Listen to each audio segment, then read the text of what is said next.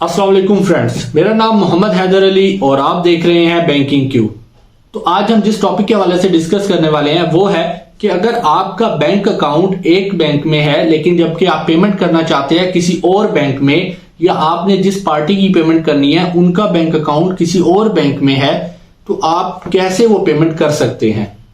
अब ऐसे है कि इन तमाम पेमेंट्स के लिए बैंक ने जो इंस्ट्रूमेंट या जो ऑप्शन रखी होती है उसको कहते हैं RTGS, real time gross settlement. अब आरटीजीएस क्या है और ये कैसे काम करती है इसके बारे में तफसील से बताते हैं, वीडियो में जुड़े रहिएगा।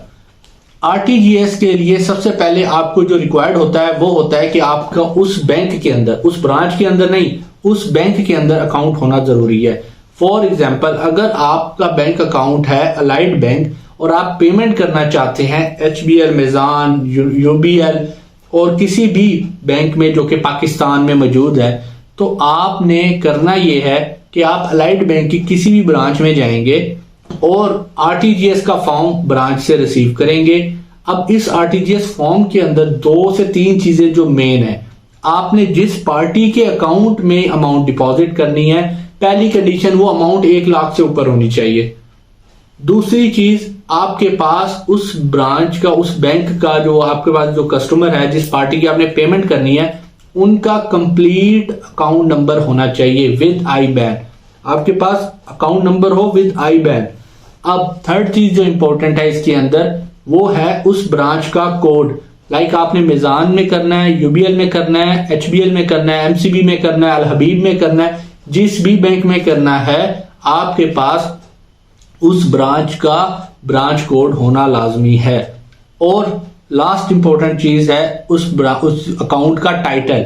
आपका टाइटल बिल्कुल एग्जैक्ट होना चाहिए, उसमें कोई मिस्टेक नहीं होनी चाहिए और वो इनकम्प्लीट नहीं होना चाहिए। अक्सर पार्टीज क्या करती हैं कि अगर इनोवेटिव के नाम से है, टाइटल पूरा था इनोवेटिव केमिकल एंड इंडस्ट्रीज, लेकिन वो इनोवेटिव केमिकल्स मेंशन कर देती हैं, तो पेमेंट ये थ्रू एसबीपी जाती है, स्टेट बैंक से राउट होके जाती है, वहां पर टाइटल मिसमैच होने की वजह से पेमेंट स्टक हो जाती है, यहां से आपके अकाउंट से कट गए होते हैं पैसे और पार्टीज जो है काफी ज्यादा परेशानी का सामना भी करते हैं और बैंक को भी इशू होता है क्योंकि बैंक के पास कस्टमर आता है और वो कंप्लेन करता है। तो आपने क्या ख्याल करना है, आपके पास एग्जैक्ट IBAN होना चाहिए, एग्जैक्ट आपके पास ब्रांच का कोड होना चाहिए और टाइटल होना चाहिए।